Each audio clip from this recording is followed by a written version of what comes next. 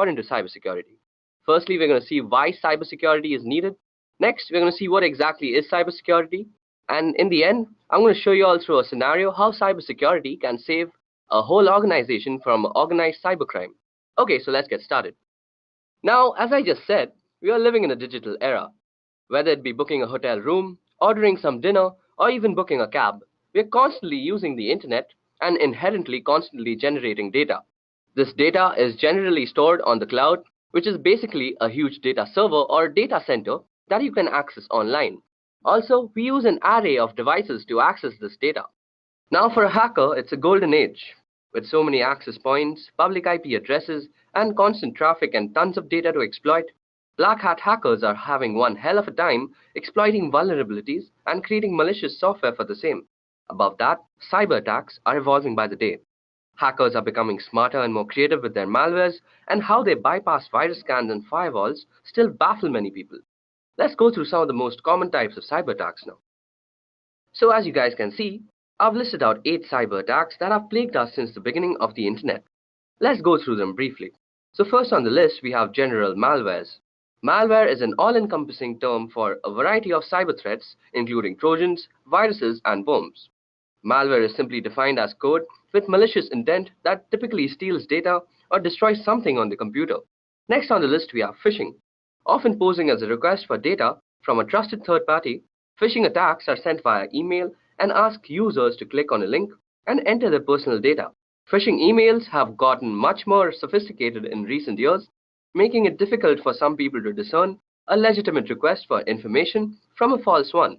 Phishing emails often fall into the same category as spam, but are more harmful than just a simple ad. Next on the list, we have password attacks. A password attack is exactly what it sounds like: a third party trying to gain access to your system by cracking a user's password. Next up is DDoS, which stands for Distributed Denial of Service. A DOS attack focuses on disrupting the service of a network. Attackers send high volumes of data or traffic through the network that is making a lot of connection requests, until the network becomes overloaded and can no longer function. Next up, we have man-in-the-middle attacks.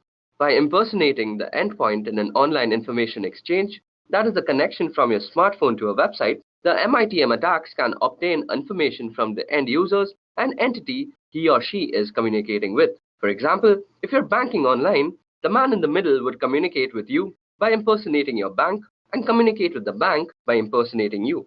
The man in the middle would then receive all the information transferred between both parties, which could include sensitive data such as bank accounts and personal information. Next up, we have drive-by downloads. Through malware on a legitimate website, a program is downloaded to a user's system just by visiting the site. It doesn't require any type of action by the user to download it actually. Next up, we have maladvertising, which is a way to compromise your computer with malicious code that is downloaded to your system when you click on an affected ad. Lastly, we have rogue softwares, which are basically malwares that are masquerading as legitimate and necessary security software that will keep your system safe. So as you guys can see now, the internet sure isn't a safe place as we might think it is. This not only applies for us as individuals, but also large organizations. There have been multiple cyber breaches in the past that has compromised the privacy and confidentiality of our data. If we head over to the site called Information is Beautiful, we can see all the major cyber breaches that have been committed. So as you guys can see, even big companies like eBay, AOL, Evernote, Adobe have actually gone through major cyber breaches, even though they have a lot of security measures taken to protect the data that they contain. So it's not only that small individuals are targeted by hackers and other people, but even bigger organizations are constantly being targeted by these guys. So after looking at all sorts of cyber attacks possible, the breaches of the past, and the sheer amount of data available, we must be thinking that there must be some sort of mechanism and protocol to actually protect us from all these sorts of cyber attacks. And indeed, there is a way, and this is called cybersecurity. In a computing context, security comprises of cybersecurity and physical security. Both are used by enterprises to protect against unauthorized access to data centers and other computerized systems. Information security, which is designed to maintain the confidentiality, integrity, and availability of data, is a subset of cybersecurity. The use of cybersecurity can help prevent against cyber attacks, data breaches, identity theft, and can aid in risk management. So when an organization has a strong sense of network security, and an effective incident response plan, it is better able to prevent and mitigate these attacks. For example, end-user protection defends information and guards against loss of theft, while also scanning computers for malicious code. Now, when talking about cybersecurity, there are three main activities that we are trying to protect ourselves against, and they are unauthorized modification, unauthorized deletion, and unauthorized access. These three terms are very synonymous to the very commonly known CIA triad, which stands for confidentiality, integrity, and availability.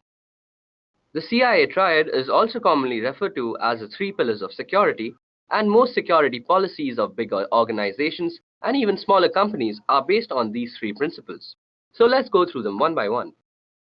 So first on the list, we have confidentiality. Confidentiality is roughly equivalent to privacy. Measures undertaken to ensure confidentiality are designed to prevent sensitive information from reaching the wrong people, while making sure